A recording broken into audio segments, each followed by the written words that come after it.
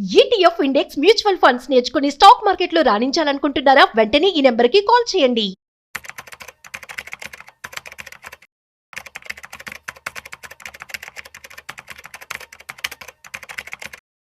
నమస్తే, welcome back to Suman TV. Present మనతో పాటు ఉన్నారు స్టాక్ మార్కెట్ అనలిస్ట్ సుందరరామరెడ్డి గారు.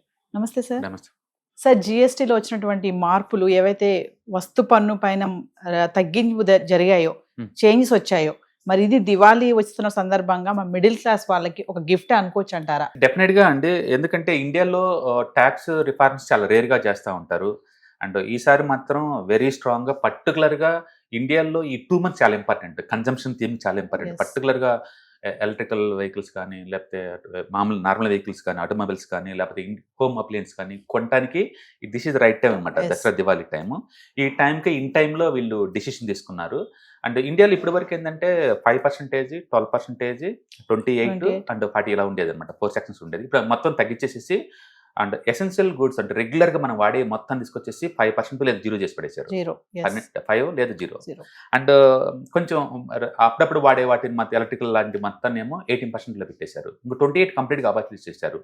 సిన్ ట్యాక్స్ అని చెప్పేసి కార్బొనేటెడ్ షుగర్ కంటెంట్ ఎక్కువ ఉన్న జ్యూసులు కానీ, ఆల్కహాల్ కానీ, లేకపోతే కాసినోవా గేమింగ్ కానీ, టొబాకో లాంటివి ఈ ప్రొడక్ట్స్ మీద మాత్రం 40% వేశారు.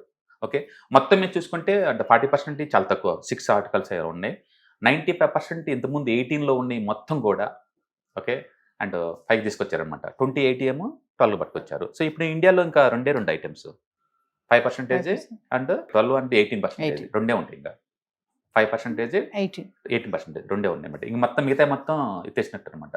అందుకని ప్రొసీజర్ అంతా సింప్లిఫై అయిపోయింది ఇప్పుడు. ఇంతకుముందు ఏంటంటే రకరకాల చెస్లు అంటూ ఉండేవి, చాలా కాంప్లికేటెడ్ ఉండేది, మొత్తం కోర్టులో గొడవలు పడి ఆగిపోయాయి అనమాట. ఇప్పుడు దాన్ని కూడా స్ట్రీమ్ లైన్ చేశారు. అందుకని ట్యాక్స్ తగ్గటమే కాదు, అండ్ రూల్స్ కూడా సింప్లిఫై చేశారనమాట.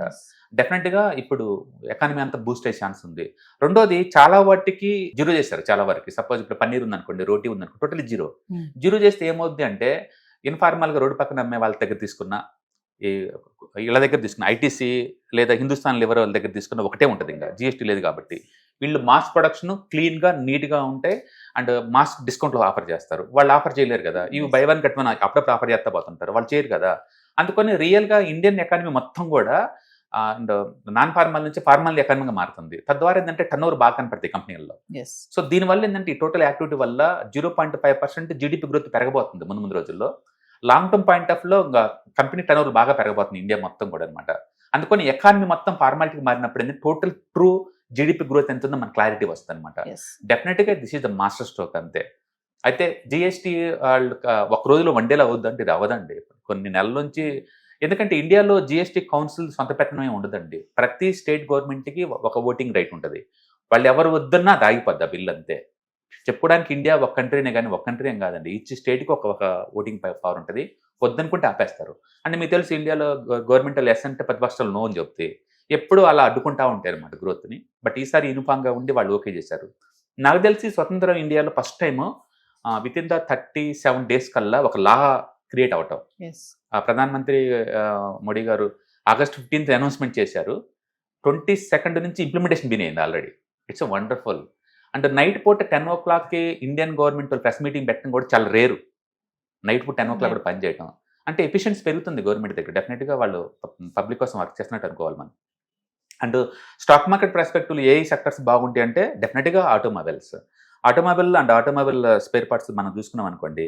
And small cars and motorcycles, 350 below ఉన్న motorcycles, 3 wheelers, buses, ambulances మొత్తం 28 నుంచి 18కి వచ్చేసినాయి అండి. 28 నుంచి 18 స్ట్రైట్ అవే 10% బాటమ్ లైన్లో ఇచ్చేశారు. అలాగే ఆటో స్పేర్ పార్ట్స్ మొత్తానికి కూడా 18% సింగిల్ స్ట్రక్చర్ అనమాట. అది so major beneficiary.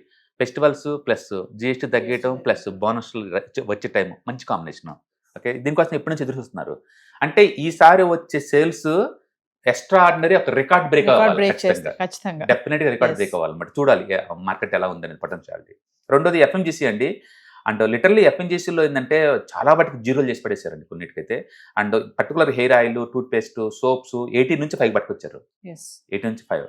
And packed foods like namkeen, pasta, coffee, butter, ghee ఇవైతే 18, 12, 5 ఉండేది. కొన్ని అయితే 0 చేశారు. ఎంత అంటే మిల్క్, పన్నీరు, బ్రెడ్ ఇవన్నీ tax free. Tax free Yeah. 0. Definite గా ఎఫ్ఎన్జిసికి ఎక్సలెంట్ అనమాట. బాటమ్ లైన్ అన్నిటి పెరిగే ఛాన్స్ ఉంది. అందుకని ఈవెన్ సెక్టార్ కూడా రెడీ టు బ్రేక్అవుట్ అనమాట, చాలా బాగా Yes. మూవ్ అయింది. నెక్స్ట్ కన్జ్యూమర్ డ్యూరబుల్స్ ఎలక్ట్రానిక్స్ అండి, అండ్ 28 నుంచి 18 తీసుకొచ్చారు. So washing machines and television sets ఇవన్నీ కూడా తక్కువ రేటుకి రాబోతున్నాయి.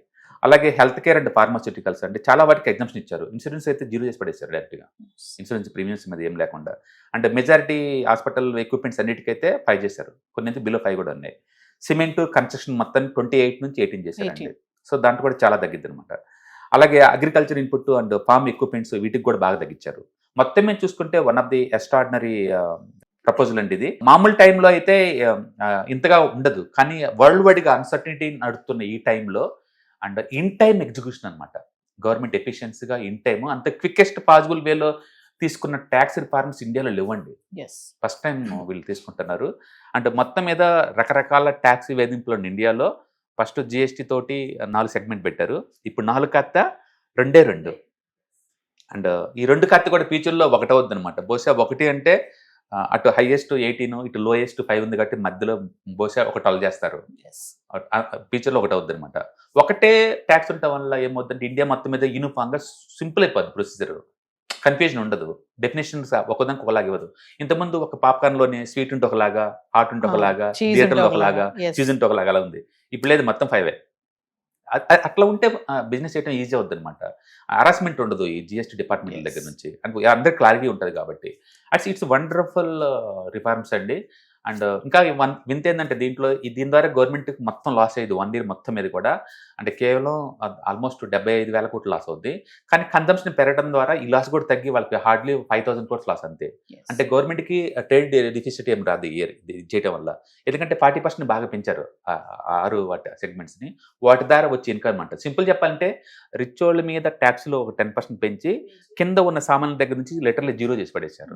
Okay, and it's wonderful. ఇందులో ఇంకా పొలిటికల్ చేయడానికి ఏం లేదండి, ఇట్స్ వండర్ఫుల్. అండ్ ఈ సంవత్సరంలో ఉన్న బీటీ ఏంటంటే ఇన్కమ్ ట్యాక్స్ 12 lakh పెంచారు, 12 lakh పెద్దలకు నో ఇన్కమ్ ట్యాక్స్లో. జిఎస్టీ బాగా తగ్గిస్తున్నారు. అండ్ ఆర్బీఐలు ఆల్మోస్ట్ 3 సార్లు వడ్డీ రేట్లు బాగా తగ్గించినాయి.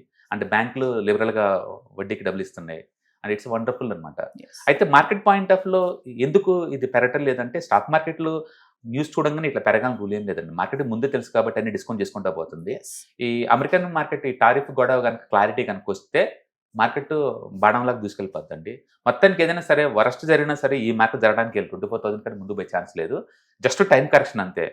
అండ్ డెఫినెట్గా ఆ తర్వాత మాత్రం మంచి మార్కెట్ ఉంటుంది. అంటే 26 ఈజ్ ఈక్వల్ టు డెఫినెట్గా మంచి మార్కెట్ ఉంటుంది ఇండియా, అందులో డౌట్ లేదు. అసలు ఒక విషయం చెప్పండి, మరి ట్రంప్ వచ్చినటువంటి 50% టారిఫ్కి ఇప్పుడు ఈ జిఎస్టీ వచ్చినటువంటి మార్పులకి ఏమైనా సంబంధం ఉందనుకో? బేసికల్గా ట్రంప్ మరక మంచిది అన్నట్టు ఆయన చేసిన పని వల్ల వీళ్ళ ఇంత కదలికి వచ్చింది. లేకపోతే ఇండియాలో ఏ ట్యాక్స్ రిఫార్మ్స్ కూడా ఇంత క్వికెస్ట్ పాసిబుల్ వెళ్ళే చేయలేదు. అండ్ ఇండియాలో ఏంటంటే 60% జీడిపి గ్రోత్ అంతా లోకల్ కన్జంప్షన్ ద్వారా వస్తుంది. దీని ద్వారా ఇప్పుడు ఈ చేసిన రిఫార్మ్స్ వల్ల ఏంటంటే 5 లక్షల కోట్ల కన్జంప్షన్ పెరిగిద్దని చెప్పేసి అనుకుంటున్నారు వాళ్ళు. అందుకని కన్జంప్షన్ పెంచుకోవడానికి ఇది బెస్ట్. రెండోది, ఇప్పటికే యూపీఐ పేమెంట్ సిస్టమ్ పుణ్యం అంటూ అండ్ అందరూ కూడా ఆన్లైన్కి వచ్చేస్తున్నారు. ఇప్పుడు ఫార్మల్ ఎకానమీ కూడా చేశారనుకోండి, మొత్తం క్లియర్ లెక్కలు వస్తాయి గవర్నమెంట్కి అనమాట ఎంత ఉందనేది ఇక్కడ. అందుకని ఇట్స్ వండర్ఫుల్ థింగ్ ఇది. అండ్ మొత్తానికి ఎకానమీకి బెనిఫిట్ అవుతుంది. పర్టికులర్గా సామాన్యులకి ఇప్పుడుదా కంప్లైంట్ చేసేవాళ్ళు మధ్య కూడా 5% ట్యాక్స్లు అని అండ్ వాటికని వీటికని. ఎడ్యుకేషన్ అయితే కంప్లీట్ 0 అండి పెన్షన్లో రాజాలు. మాకు ఇంతకుముందు 18% చేసేవాళ్ళు. అది యాక్చువల్ నెంబర్ 1 అంటే ఎడ్యుకేషన్ ఉండేది, మరి 18% అది. మనకి క్రిటిసైజ్ చేయడానికి ఏదైనా చేసుకోవచ్చు, కానీ బట్ ఎండ్ ఆఫ్ డే అది గవర్నమెంట్ వాళ్ళు చేస్తున్నారు ఎంతకంత ఎకానమీ బూస్ట్ చేయడానికి రకరకాలుగా. అండ్ చూడాలి లాంగ్ టర్మ్ పాయింట్ ఆఫ్ లో ఏమవుతుంది. ఏదైనా సరే ట్యాక్స్ రిఫార్మ్స్ అనేది ఎక్సలెంట్ అండి. అండ్ బిజినెస్ ఇష్టపడుతుంది అనమాట లాంగ్ టర్మ్ పాయింట్ ఆఫ్ లో. అండ్ డెఫినెట్గా ఇట్స్ అ గిఫ్ట్ ఇండియన్ చిన్న వాళ్ళకైతే. Thank you.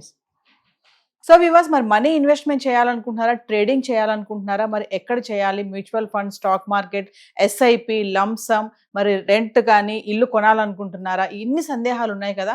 ఖచ్చితంగా మరి వైజాగ్లో stock market analyst Sundar Rama Reddy గారిది October 12న లైవ్ సెమినార్ జరగబోతుంది. ఇంట్రెస్ట్ ఉన్న వాళ్ళు ఖచ్చితంగా ఎన్రోల్ చేసుకోండి. కింద కనిపిస్తున్న నెంబర్కి కాల్ చేస్తే మా టీం మీకు అందుబాటులో ఉంటుంది. హాయ్, మార్కెట్స్ చాలా వాలటిలిటీ నేను భయపడుతున్నారా? మార్కెట్ ఆల్ టైమ్ హైలో ఉందని దూరంగా ఉండాలనుకుంటున్నారా? ఏది రైట్ టైం మార్కెట్లో ఎంటర్ అవడానికి, ఏది బెస్ట్ టైం మార్కెట్లోంచి బయటకు పోవడానికి తెలుసుకోవాలనుకుంటున్నారా? మార్కెట్లో mutual funds, ETFs, index funds ద్వారా మనీ మేక్ చేద్దాం అనుకున్నారా? ఇలాంటి మీ డౌట్స్ కి క్లారిఫికేషన్ కోసం ఈ webinar. ETFs, index funds and mutual funds కోర్సులో జాయిన్ అవ్వండి. మీ డౌట్స్ క్లారిఫికేషన్ చేసుకోండి. Every month Saturday, Sunday and Monday conduct చేసే ఈ కోర్సులో మీకు ఈటీఎఫ్స్ అంటే ఏంటి, ఇండెక్స్ ఫండ్స్ అంటే ఏంటి, మ్యూచువల్ ఫండ్స్ అంటే ఏంటి, different type of ETFs, index funds, mutual funds అంటే ఏంటి, ఇందులో ఇన్వెస్ట్ చేయడం ద్వారా లాంగ్ టర్మ్ లో వెల్త్ ఎలా క్రియేట్ చేసుకోవాలా, షార్ట్ టర్మ్ లో ఎలా వెల్త్ క్రియేట్ చేసుకోవాలా, ఎనీబడి కెన్ ట్రేడ్ ప్రోగ్రామ్ ఎలా పార్టిసిపేట్ చేయాలా, ఇలాంటి అన్నిటికీ మీకు ఆన్సర్ దొరుకుతుంది. కాబట్టి మీకు ఎవరికన్నా ఇలాంటి వాటిలో వెల్త్ క్రియేట్ చేయాలని కనుక ఇంట్రెస్ట్ కనుక ఉంటే కింద స్క్రోల్ అవుతున్న నెంబర్ కి కాల్ చేయడం ద్వారా మీ సీట్ని బుక్ చేసుకోండి. Thank you.